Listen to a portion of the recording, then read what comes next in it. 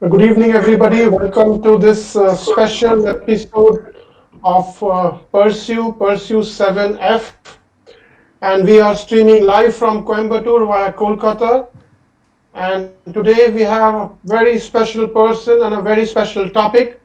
We have Dr. Balan Louis Gaspard with us, and he is going to speak on approach to muscle biopsies, technical and tangible, both the pre-analytical as well as the analytical. But before I go, let me just introduce Dr. Balan.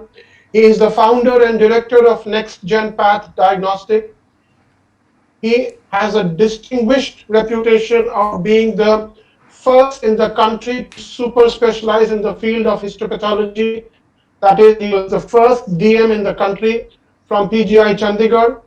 He also established the neuromuscular department in the Department of Histopathology in PGI during his 3 years DM residency. He was awarded the prestigious Professor Subhas Kumari Gupta Memorial Gold Medal in post-graduation MD pathology. He has got more than 35 scientific papers in peer-reviewed national and international journals. And he has got a recent book, Myopathology, which is absolute, you can say, a Bible for people who would like to study myopathology. A wonderful book on practical clinical pathological approach to skeletal muscle biopsies.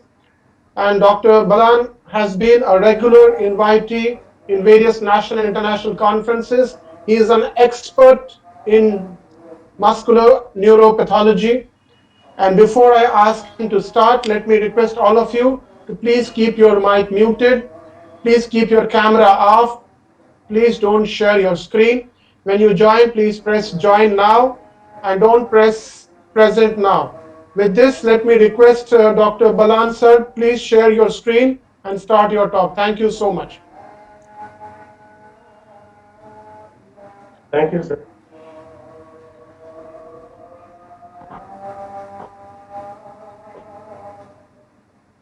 Thank you for the nice introduction.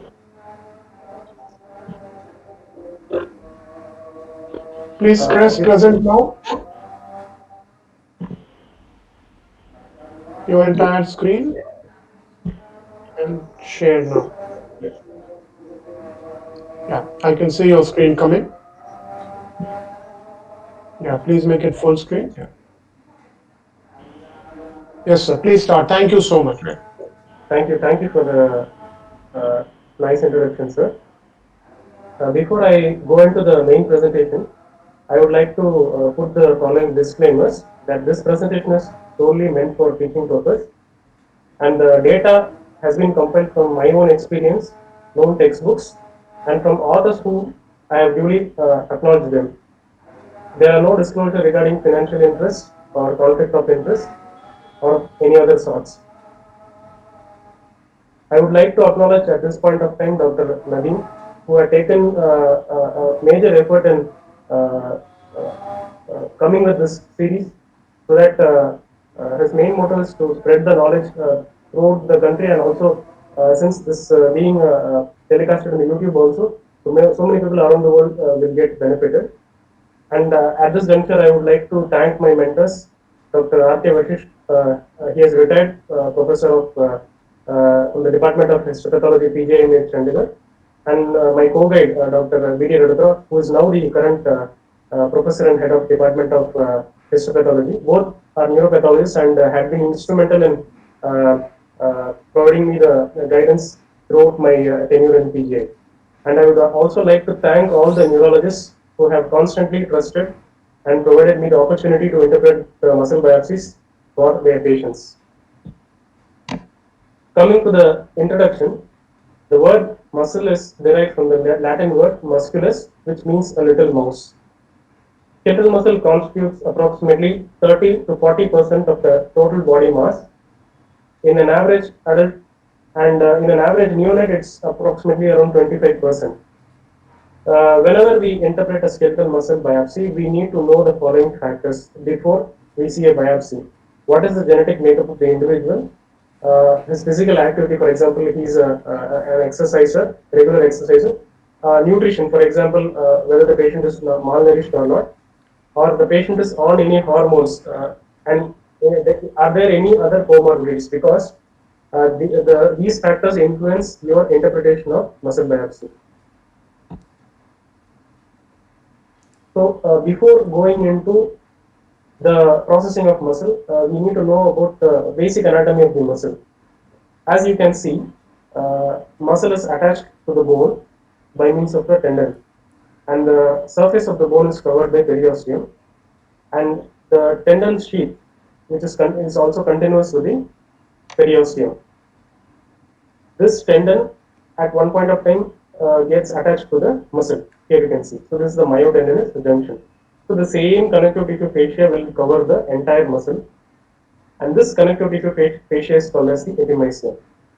This epimysium then splits and divides the fascicles.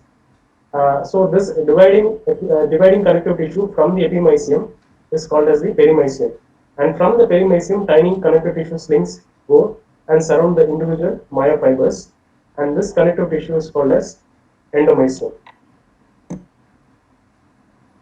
So this is the higher view of the individual muscle fibers. See, this connective tissue, as you can see, is the endomysium, and these are the individual myofibers surrounded by the connective tissue, endomysium.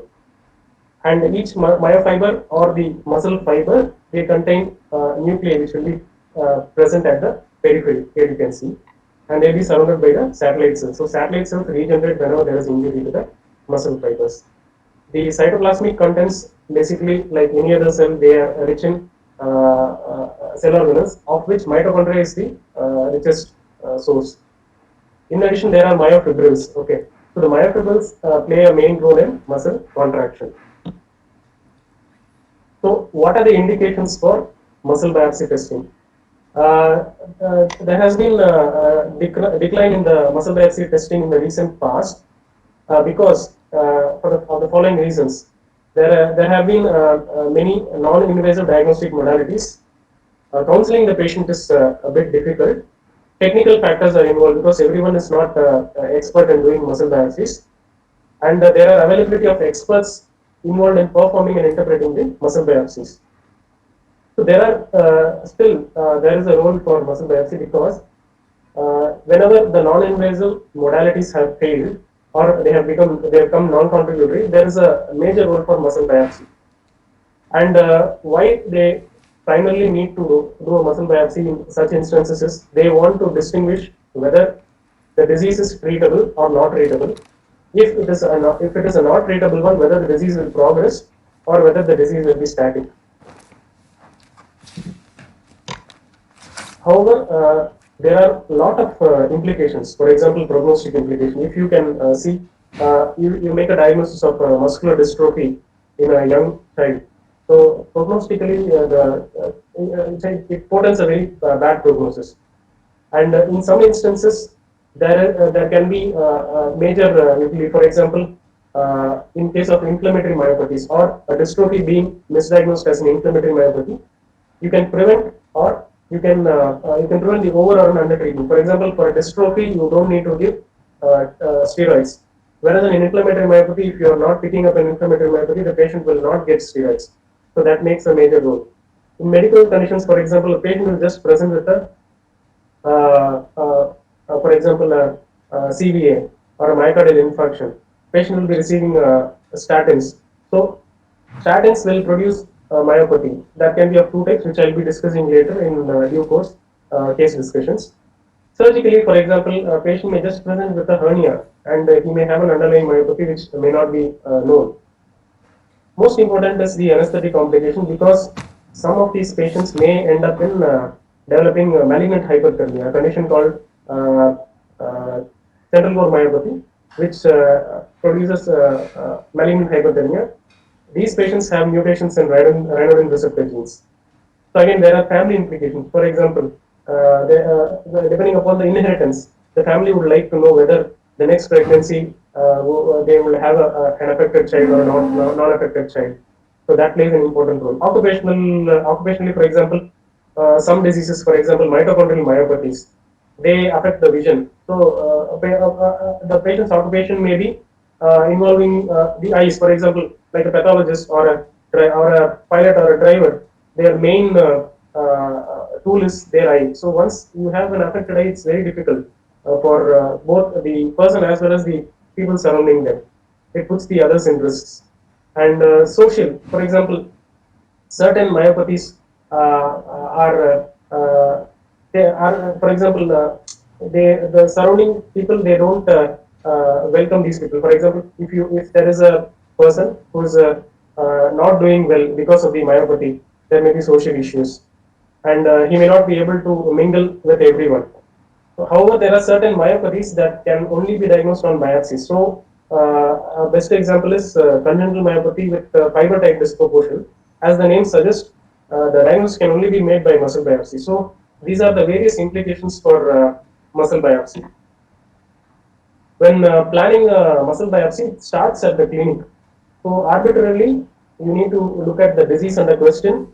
You need to determine what size is needed for the biopsy and from which site the biopsy has to be taken. So, as a general rule, avoid biopsies from site which are subjected to any form of physical trauma. I'll be discussing later in the next slide. So, in our protocol, what I usually prefer, I ask for a fresh, which means unfixed, not in formalin. So, this is the most important thing I need to tell you. Muscle biopsy should not be interpreted in formalin. Okay, and the biopsy should be 2 into 2, approximately 2 into 2 centimeter size. The size can be a bit less in infants or child, where the size can range from 0.5 to 1 centimeter. And when the disease is known, you can choose the power of the muscle. When the disease is not known, it is better to take a biopsy from a moderately affected muscle. And once the muscle is taken out, the muscle should be wrapped in slightly moistened gauze piece or a cling film, and then wrapped in a closed ice pack container and transported as quickly as possible. Preferably, I ask them to transport within an hour. So, what are the selection criteria for muscle biopsy? In a chronic disease, for example, a dystrophy, it's always better to take a moderately affected muscle. The disease is known. For example, why? The severely affected muscle, you are going to see only fat and fibrosis in the light microscopy. So there is no use. If you are choosing the mildly affected muscle, you are not going to see the dystrophic features. Right. So it's always better for a chronic disease to choose a muscle which is moderately affected, that is a power of 3 by 5. Okay, MRC. If it is an acute disease, it's always better to choose a severely affected muscle. For example, an inflammatory myopathy, polymyositis, where the maximum findings you will get in a severely affected muscle. And best specific sites for muscle are quadriceps, deltoid, and biceps. And the most important thing, you have to ask the treating physician or the person who has taken the biopsy as which site of the body the biopsy is taken, because it's very important to orient the muscle before processing. MRI can be useful to select pathological sites in difficult cases, but however, it's not done very regularly. And when I told avoiding the sites which are of previous trauma, most important sites are injection sites. For example, whenever a patient is admitted in hospital, the first thing they give us a gluteal injection. So they should not prefer those kind of traumatic sites. And most of the myopathies will have undergone a needle EMG. So whenever there is a needle EMG, try to avoid those muscles because they will give you an artifactual change while you are interpreting a muscle biopsy. So why this anatomical classification is important? As you can see, depending upon the fibers, the muscle types have been divided into various types. For example, multipennate, they have multiple separate fascicles, and muscle, for example, biceps brachii has two sides tendon and one side belly, and always you ask them to take the biopsy from the belly side. So myotendinous junction will give you false artifactual changes. So these are the things important whenever you are looking at the biopsy, because or when the clinician is asking you where to take the biopsy from, what are the sites you have to avoid. So you have to be very clear. If you are telling, if he is persistent to take from a biceps brachii, tell him that both ends will have tendons, so you have to take it from the center. Right? And whereas in rectus, the central one will be the tendon. Okay, on either side you will be getting the fibers. So you have to choose only either sides. So that is the most important thing you have to tell the clinician when they are going to take the biopsy. So when a biopsy is taken outside, you can see the fibers grossly. That these are the fibers which are running lengthwise. You divide the biopsy into three, and the largest portion you keep it for routine stains, HND, special stains, enzyme histochemistry, and immunohistochemical studies. The smallest portion you keep for ultrastructural studies, and the intermediate size portion you keep it for biochemical studies and molecular studies. Because EM needs only a small tissue, and usually, and in very rare cases you will be doing EM. Whereas routine special enzyme and immunohistochemical studies are the most important things, without which you may not get a diagnostic lead. Now I move on to the processing. As I told, there is negligible, almost no role for formalin fixation in muscle biopsies. All muscle biopsies should be snap frozen, for which the muscle biopsies are transversely oriented. Once the biopsies are oriented, then you take a container or a glass vial, fill the glass vial with isopentane, then immerse the isopentane in liquid nitrogen so that the isopentane first freezes. So once the isopentane freezes, then deliver the muscle inside the isopentane so that the muscle freezes in the isopentane. Then once the muscle is frozen inside the isopentane, then the muscle is again oriented inside the cryostat and transverse sections are taken. So when transverse sections are taken, the thickness is also important, because for routine histochemistry special stains, a thickness of 7 to 9 microns is preferred, whereas for immunohistochemistry and immunofluorescence, a thickness of 3 to 4 microns is preferred. And once the procedure is complete and you are left over with muscle, the leftover muscle can be covered in silver foil and stored at minus 80 degrees Celsius, which can be used for future studies if necessary.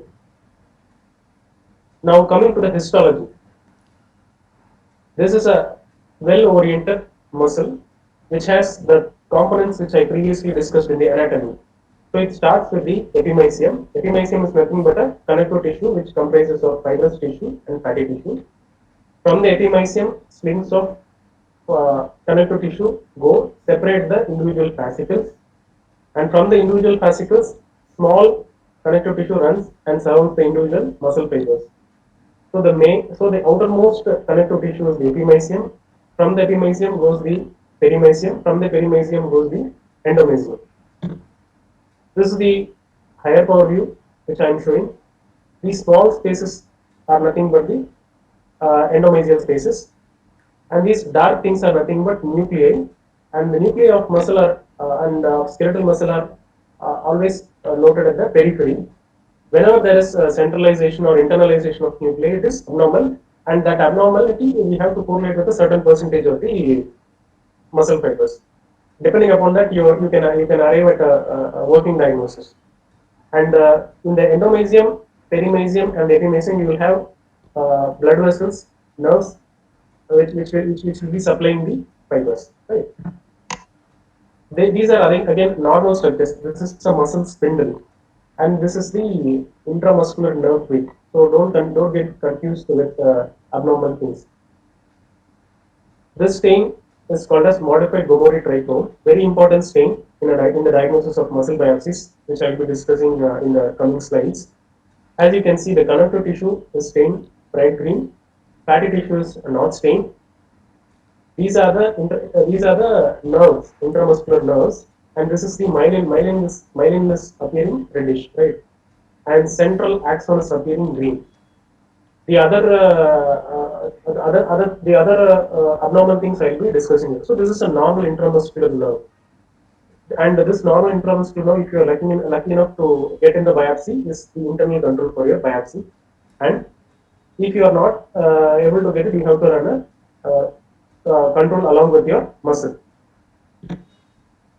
So coming to enzyme histochemistry, for all practical purposes, the fiber types fall into two broad categories: slow or type 1, and fast or type 2. So if you remember one, you need not remember the other. So it is always a confusion. So remember one. Slow is type 1. So fast will be type 2. And the type 2 fibers are further subclassified into 2A, 2B, and 2X based on the histochemistry special stains and immunohistochemistry. So there are also immunohistochemistry available to subtype the fibers, and it's not required in all cases. Type 1 and type 2 fibers predominantly utilize the oxidative pathway, whereas type 2X and type 2B fibers utilize the glycolytic pathway.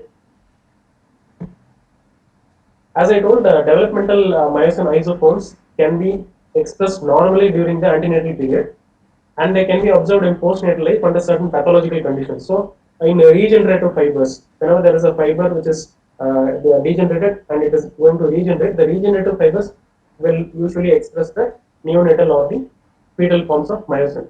So, that will be helpful to know that this fiber is regenerating. In addition, one muscle fiber can express more than one type of myosin heavy chains, and in such type, the fiber is called as a hybrid fiber. This is NADH-TR. NADH-TR is an oxidative enzyme stain. It stains both the myofibrils as well as the mitochondria. So it's a broad stain. The fibers which are appearing dark are the type 1 fibers or the slow fibers, whereas the fibers which are appearing pale are the type 2 fibers or the fast fibers. So this is the normal checkerboard pattern of a muscle in an NADH stain.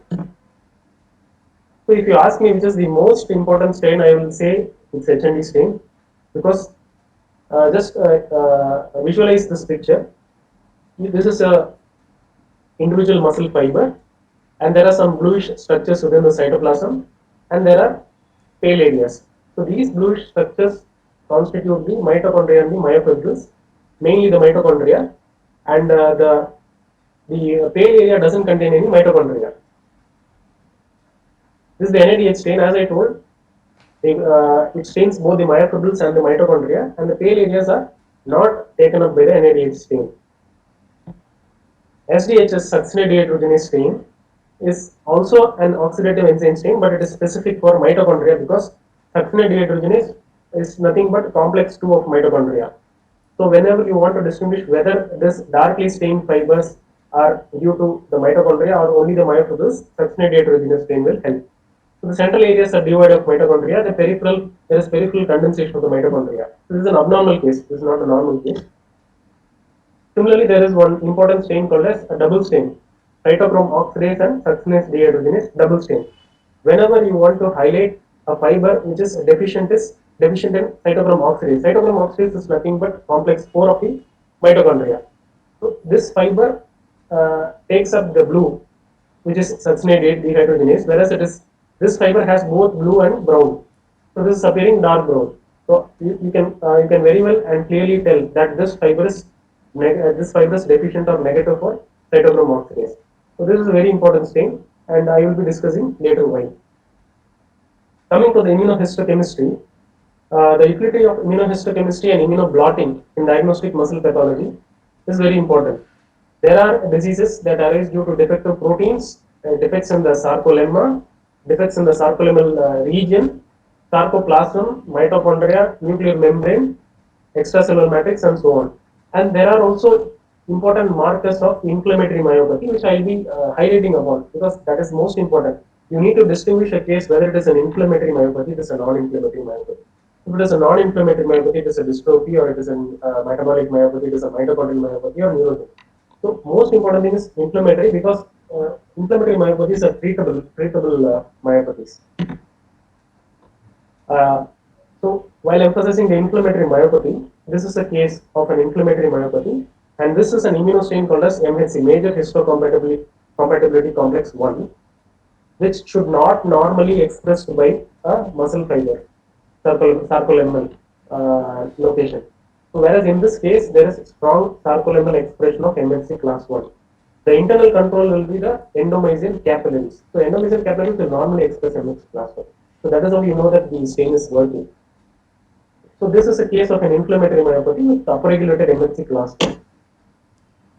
C5b9 is nothing but you have read the complement pathway, and the final product of the complement pathway is C5b9, or otherwise called as membrane attack complex.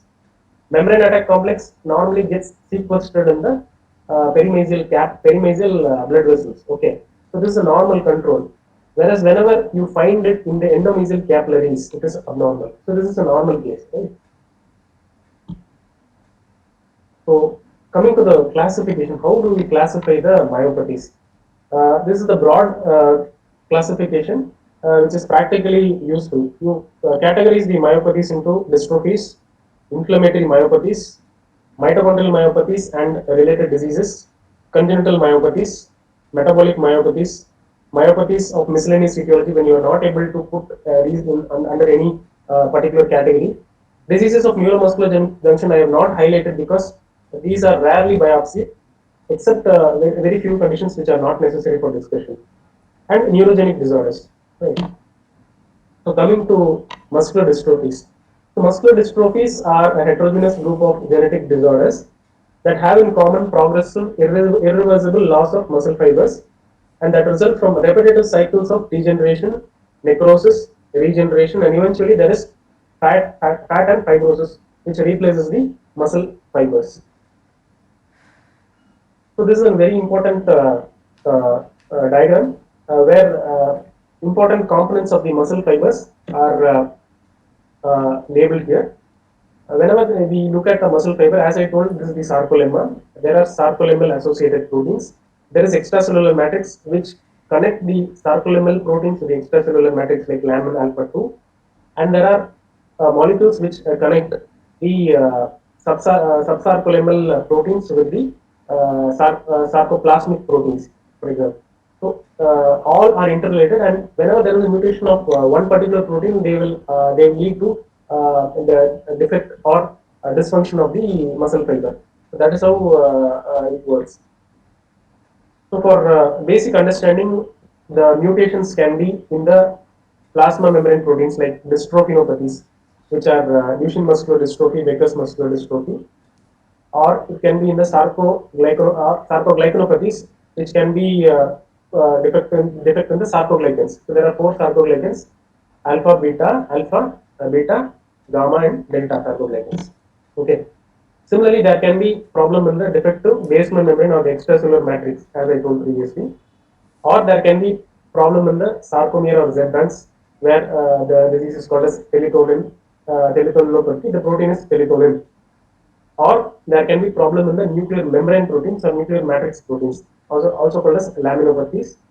There can be defects in the enzymes involved in the post-translational modification of key structural proteins like alpha dystroglycan, or there can be alteration in the vesicular trafficking like caveolin. Caveolin, everyone knows that it is present in pulses, and the problem whenever there is a mutation in caveolin protein, that can it can give rise to a dystrophy called as caveolinopathy. And lastly, there can be also the defects in key enzymes like calpain. Calpain is a key enzyme, okay, for sarcoplasm. So this is a muscular dystrophy. This is how it looks like. I have already showed you the normal muscle. Here you can see mainly there are fat, there is fibrous tissue, and the architecture is completely effaced, and the fibers have become round, and they are well separated by fibrous connective tissue. You are not able to distinguish between perimysium, epimysium, endomysium. So this is fascicular replacement. You do a connective tissue stain. This is a acid fusion RNG stain. You can find that the fibrous part is completely blue. The muscle fibers appear orangish yellow, and the fat appears unstained. So this is a clear-cut case of muscular dystrophy. So once you know that you are dealing with a muscular dystrophy, you do a panel of immunostains. Depending upon the age and sex, you can select which particular panel you need to choose. These two panels, for example, dystrophin 1, 2, 3, emirin, myrosin, collagen 6, and alpha dystroglycan, sarcoglycan alpha, beta, gamma, delta, dystrophin 1, 2, beta dystroglycan, and caveolin, that they can be done by immunohistochemistry. Whereas for calpain, you cannot do it in the sections. So you have to extract the protein from the muscle. You have to run a Western blot, and in the Western blot you have to do the immunostain. So it is called as immunoblot. So whenever there is a complete absence of all the three dystrophins, usually the patient is labeled as Duchenne muscular dystrophy. Presence of at least one dystrophin will make the diagnosis of Becker's muscular dystrophy. And isolated fibers with complete loss or complete absence of staining are DMD carriers. DMD carriers are usually females. And absence of emirin indicates a emery muscular dystrophy.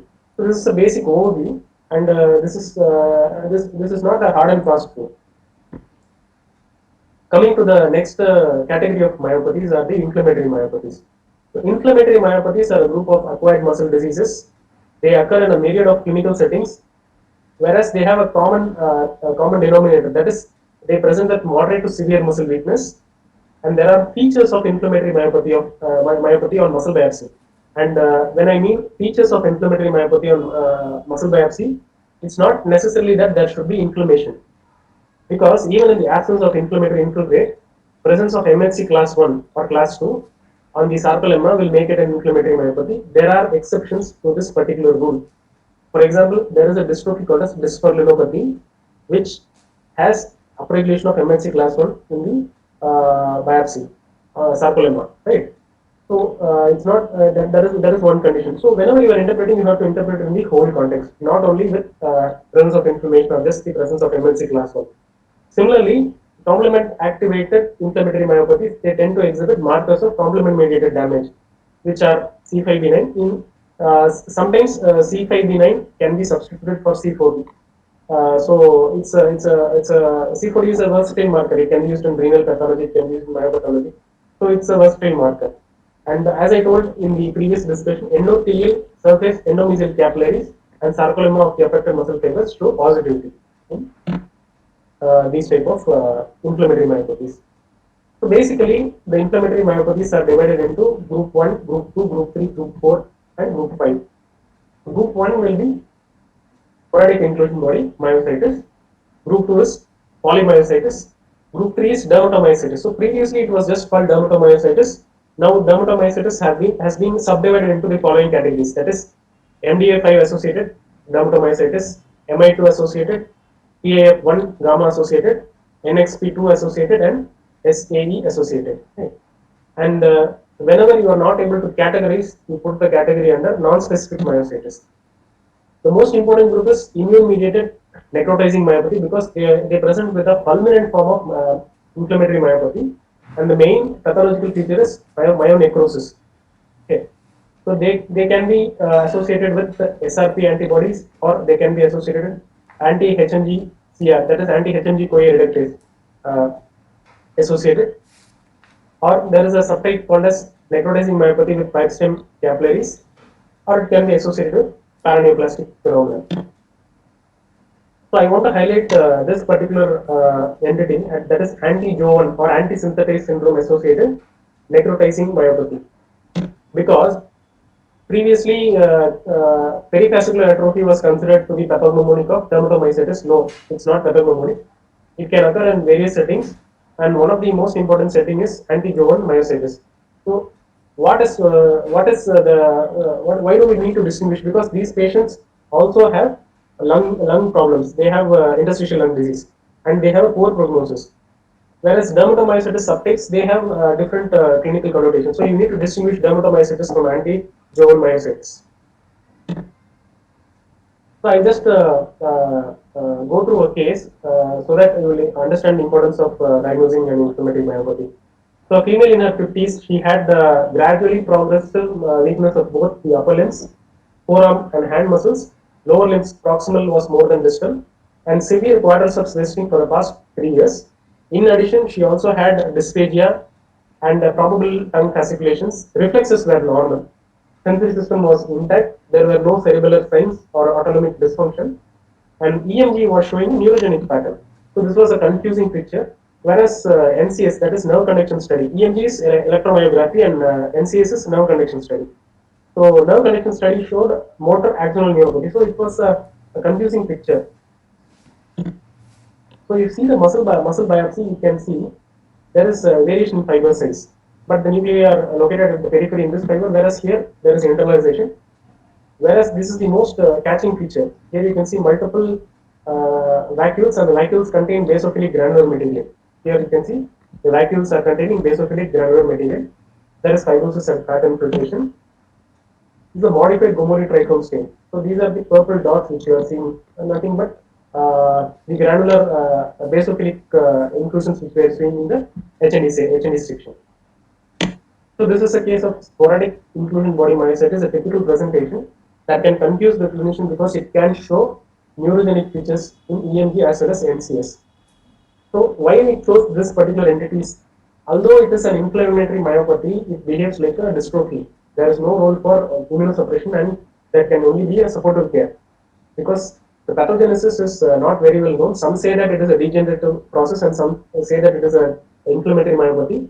But since it has been grouped under the inflammatory myopathies, so we are following the same classification.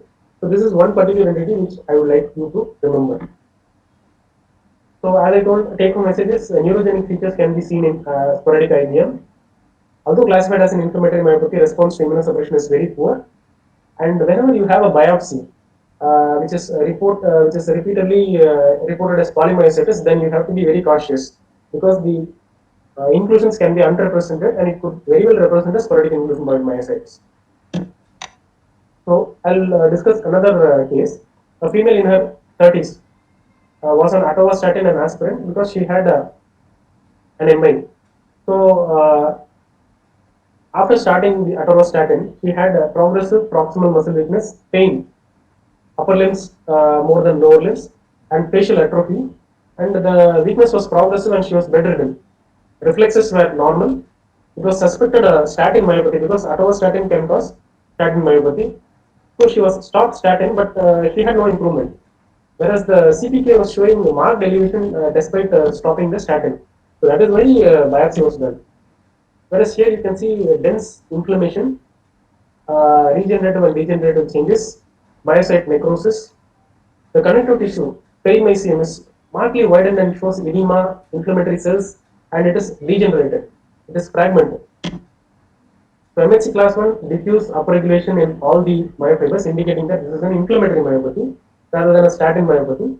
And you can see that the inflammatory cells will also express MHC class 1. C5b9 I told. So it's a terminal complement pathway. It stains the membrane attack complex of the incipient myocyte necrotic fibers. Okay.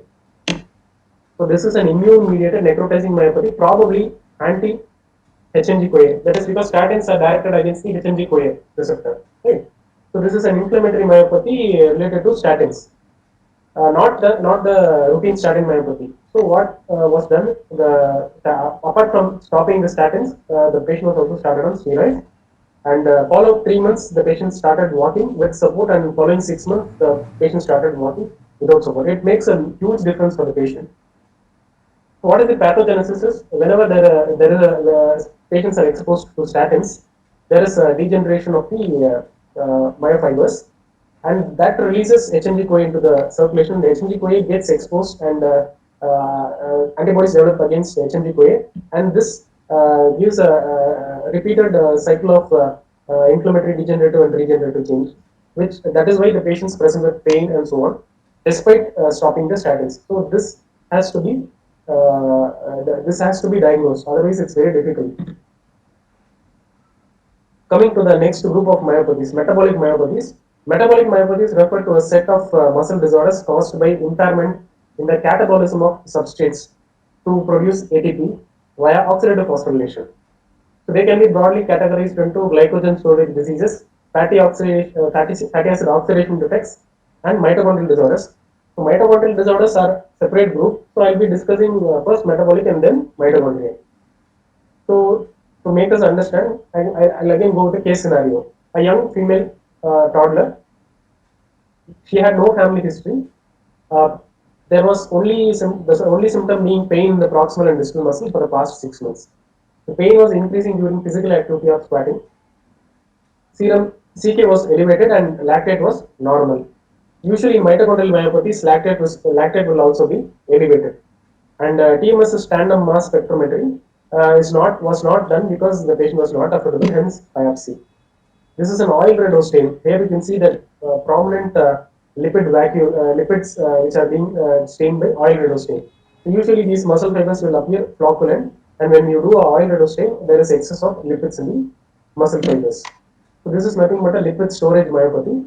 So the patient was given a cocktail of carnitine, coenzyme 10, and riboflavin, and this patient has to be followed up, and Why I took this case under metabolic myopathy is lipid storage myopathies are usually, although they are inherited or genetic myopathies, they respond well. They are treatable myopathies. Okay. And muscle biopsy is very helpful. And in some of the cases, for example, carnitine deficiency, the response to treatment is excellent. In fact,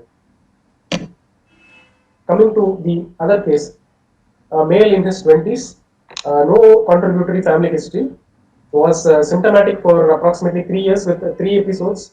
The first episode started with severe intractable headache. Occipital lobe showed seizures. There were visual hallucinations, and MRI T2 flare sequence showed multiple hyperintensities over occipital lobes with the involvement of the cortical gray matter. So the current episode, the patient had non-convulsive status epilepticus for the past 1 week. When the serum and the CSF lactate was done, it was found to be elevated. Basic mitochondrial myopathy panel was reported as no mutations found, because this is a basic panel and most of the basic panel will cover only the common mutations. So it is very likely that the panel can be negative, and a negative panel doesn't mean that the patient doesn't have a mitochondrial myopathy, because in this particular case the muscle bags showed ragged red fibers. These are the ragged red fibers. This is the modified Bovary trichome. Rest of the fibers are appearing green. The periphery of the this particular affected fiber shows ragged red appearance. So this is a ragged red fiber in a mitochondrial myopathy. And this is a double stain, cytochrome oxidase S stage. As you can see, this fiber is appearing blue. These fibers are appearing dark brown because this fiber is deficient in COX. So coming coupled to the clinical history and the muscle biopsy finding, this is a mitochondrial myopathy with a ragged red fiber, or MELAS, mitochondrial encephalopathy with lactic acidosis syndrome. Okay. So what has been done? This patient was counseled and was given supportive care. At follow-up, he was static, but usually MELAS patients have a different prognosis depending upon how many mitochondria are affected, because there is a phenomenon called as mitochondrial heteroplasmy. If you are interested, you can go and read. So take-home messages, it has occupational implications. As I told, if this patient is a driver or if the patient is swimming, when the patient gets a seizure, it's very difficult. And usually in seizures, valproic acid, phenytoin, and barbiturates are drugs which are given. Whereas these drugs should be avoided in mitochondrial myopathy. So if you give these medications, these patients are going to get seizures. So that is why it's very important to diagnose mitochondrial myopathy, right? And there are other drugs like propofol. These are anesthetics. So whenever this patient ends up in a surgery or needs an anesthesia, uh, the information that this patient has a mitochondrial myopathy plays a very vital role for the anesthetist. And genetic test can be misleading where where muscle histochemistry can be helpful in picking up the diagnosis. Okay. So then we move on to the next group of diseases called as congenital myopathies. So congenital myopathies are a gamut of clinicopathologically and genetically distinct disorders. They are characterized by early onset hypotonia, muscle weakness, and inherited in autosomal dominant, recessive, or X-linked manner. The key here is usually they have respiratory muscle weakness, often most severe, and this is out of proportion to the limb muscle weakness, unlike the limb-girdle muscular dystrophies.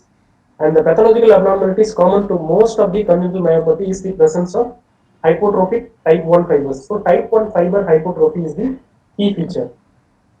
This is one case of congenital myopathy with fiber type disproportion. As I told, type 1 fibers are darkly stained fibers and type 2 fibers are lightly stained fibers. Here you can see the type 1 fibers are atrophic, whereas type 2 fibers are normal or hypotrophic fibers. So this type 1 hypotrophy is a feature of congenital myopathy. In the absence of other features to look for, this can be labeled as a congenital myopathy with fiber type disproportion. So this disproportionate type 1 fibers are more and they are hypotrophy. So this is one example.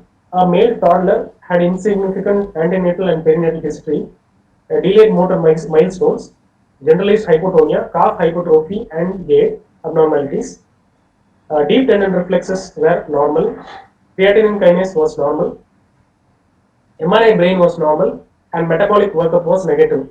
So since this child had a calf hypertrophy, it was suspected to be a Duchenne muscular dystrophy, and mutation testing for 79 exons by multiplex ligase polymerase amplification. There is MLPA was negative.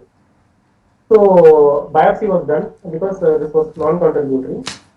And this NADH stain, what this NADH stain is showing is you are seeing central oxidative enzyme deficient areas, which are called as central core. These are cores, central cores. And this myopathy also produces a specific finding in this stain called as phosphotungstic acid eosin. You can also use phosphotungstic acid, hematoxylin. And the core-like areas which you saw here in the oxidative enzyme stains are darkly stained here. So this is a case of central core disease, and this patient was advised rhinodin receptor mutation because these patients are at risk of malignant hyperthermia. So the child can at any point of time land up in surgery or any form of anesthesia where they have to be cautious in giving general anesthesia because rhinodin receptor mutations are prone for malignant hyperthermia. And as I told, calf hypertrophy is not pathognomonic of Duchenne or Becker's. It can be seen in even congenital myopathies. A high index of clinical suspicion is required to evaluate these cases further. So that is why biopsy was done.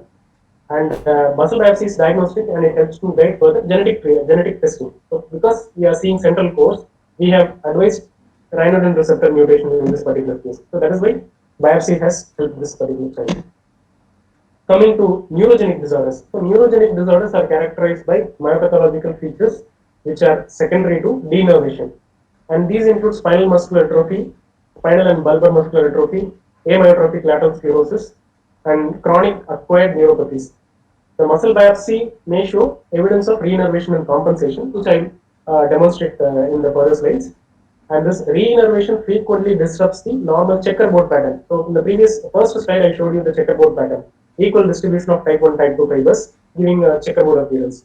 This eventually leads to sharing of the same muscle fiber type, the so-called fiber type grouping.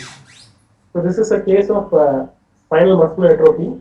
This particular fascicle shows markedly hypertrophic fibers and very atrophic fascicles. This is a complete fascicle which is atrophic. This is a fascicle, this is a fascicle. So there is a group or a fascicular atrophy, and the same fascicular atrophy is demonstrated in NADH PR stain. So this is the fiber type grouping. So when you are not able to group the myopathies under any particular category, you just put under a category called as miscellaneous, and there are certain diseases which can be classified as genetic or non-genetic.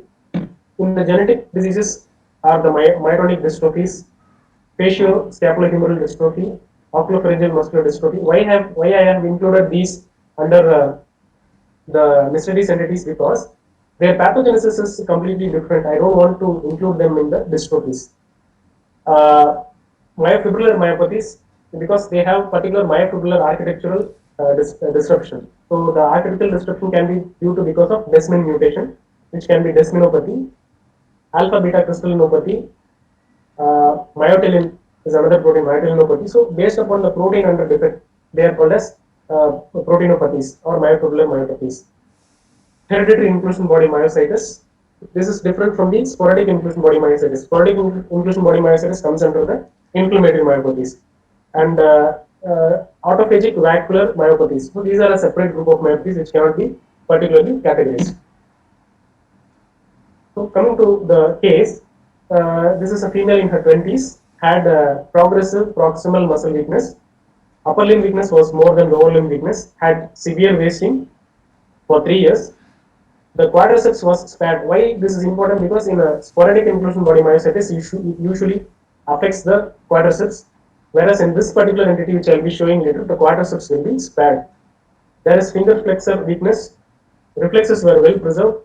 Sensory system was intact, and muscle biopsy was done 1 year back, but it was reported as inflammatory myopathy. The patient was started on rituximab and steroids, and there was no response, and CPK was normal. So I advised for a repeat biopsy. So here you are able to see inclusions again. Inclusions, basophilic rimmed inclusions. There is a necrotic fiber. There is inflammation. There is myophagocytosis and modified Gomori trichome. At the periphery, you can see that dark fusionophilic granules, which were basophilic on HND stain. the case of hereditary inclusion body myopathy. And management in this patient is conservative, and they have to be counseled because it cannot be treated. So that is why this patient did not respond to steroids or rituximab. Why this is a case of this is a case where you can avoid steroids and the complications of steroids, avoid rituximab, complication of rituximab, because rituximab is also costly. So there is a cost burden for the patient. There are so many things involved in diagnosis. Right. Follow up after 1 year, this patient remains static without any treatment and just with supportive care. So that is the crux of this presentation. You need to distinguish the entities because they are clinically relevant.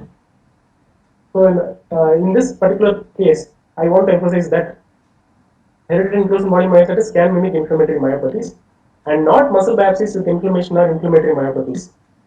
Markers of inflammatory myopathy like MHC class 1, C5b9 cannot be done on prominent fixed biopsy. So probably in that particular case, it would have been a paraffin section which would have shown inflammation, and it would have been reported as inflammatory myopathy. So that may be the reason why it was called initially as inflammatory myopathy. And it's always better that to make sure that the center which has the facility to process fresh muscle biopsies and has the markers of inflammatory myopathy be preferred, because it makes a huge difference. And treatment response is generally poor in these patients. So if you are very interested in going through muscle biopsies, there are various textbooks. These are the textbooks which I have highlighted. They are all equally good textbooks, and you can go through. Thank you so much.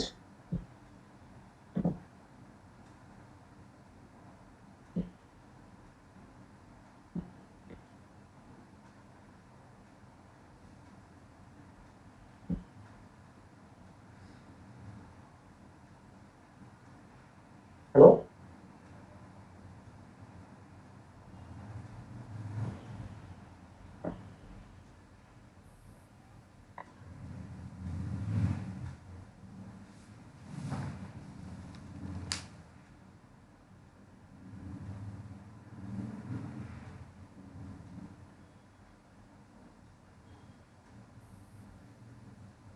Hello?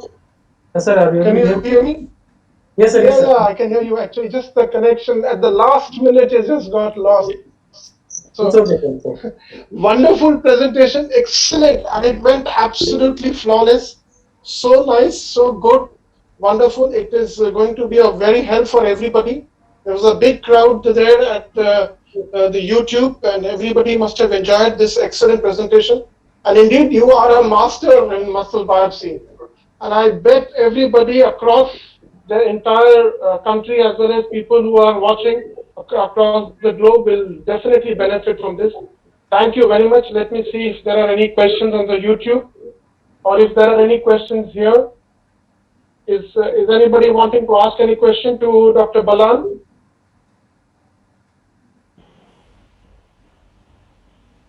Sir, I think one question is there in the chat from Sunil. Yeah, no, they have just started putting. Hemachandra says, excellent presentation, Manish Gandhi. How to pick up steroid-induced myopathy on biopsy? Sir, actually, steroid-induced myopathy, first, we need a history of steroids first. So that is the first step. In biopsy, it's really difficult, but usually you see a lot of regenerating fibers in biopsies treated with myopathies. And usually you see the fibers which will be having a particular group. So I'm not really very sure that we can make a diagnosis of steroid myopathy based only on muscle biopsy alone. So that's my point. Okay. Dr. Srinivas has a comment. Very well presentation, Dr. Balan. Dr. Srinivas is there on the YouTube, so he has got a comment from there. And just let me wait and see if there is any other question.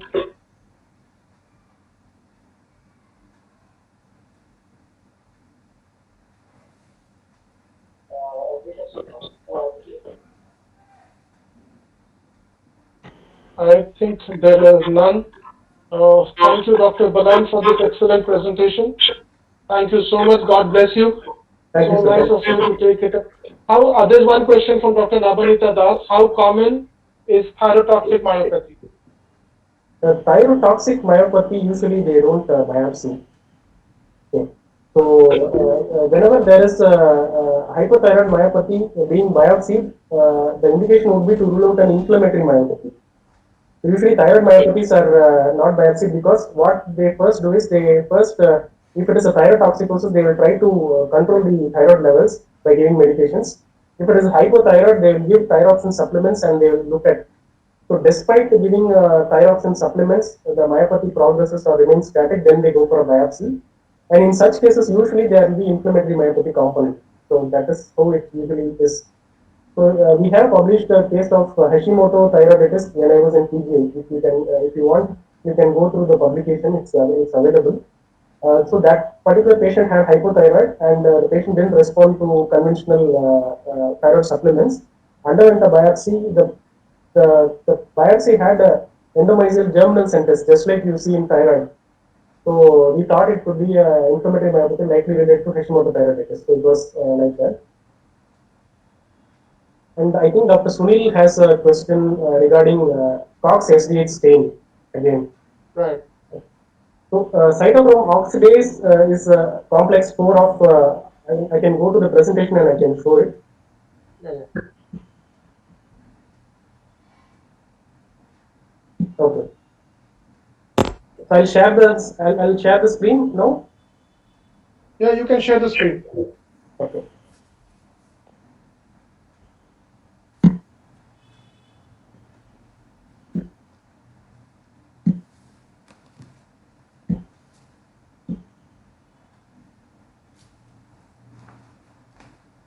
Okay.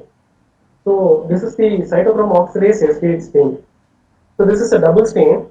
It stains both cytochrome oxidase and succinate dehydrogenase, right?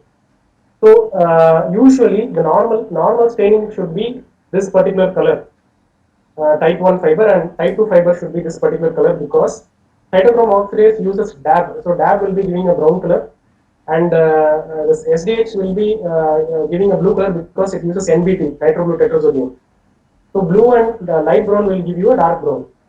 Here, whenever the fiber is deficient in cytochrome oxidase, it will not show any brown, so it will appear only blue. So this fiber is a deficient fiber, so this is an abnormal staining. It's not a normal staining. I think you got the point, right? Right. There is another question by Dr. Hemachandran. Yes, sir. He says, presentation of nemaline rod myopathy. Any information? Sir, Nemaline rod myopathy is a congenital myopathy. Actually, I have the pictures, but since I just wanted to take a prototype of one particular disease, I didn't put. Nemaline rod myopathies will usually be picked up in modified Gomori trichrome. They will stain red in modified Gomori trichrome. And when you do an electron microscopy, you will find a dark rod-like structures usually located at the Z bands. So that is very typical. And you can do a genetic studies for confirmation. And nemaline rods can be present in other forms of congenital myopathies also because congenital myopathies can have overlapping features. Right. Any other question? Dr. Nabanita Das, would you like to unmute and ask a question directly?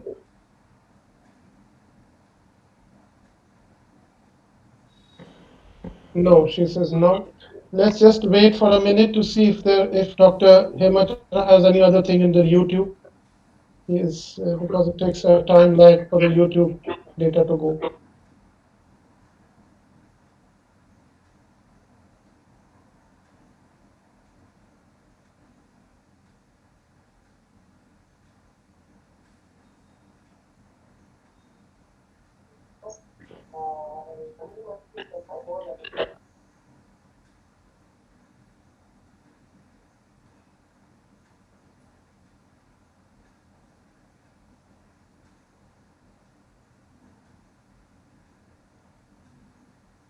Right. So there is no questions there. Everybody is saying wonderful presentation.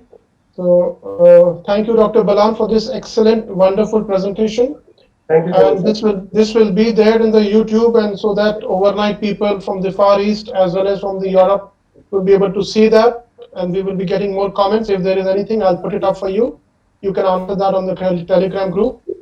Thank you so much for consenting to give this lecture. Thank you. God bless you. Take care. Good night. Bye-bye. So thank you so much. Thank you. Yeah. Dr. Labanita Das says, great. Dr. Balan, excellent. Good night. Okay. Excellent. Thank you. Indeed, excellent. Well done. Bye-bye. Thank you. Take care. Thank you. Bye-bye, everybody. Thank you for joining. Bye.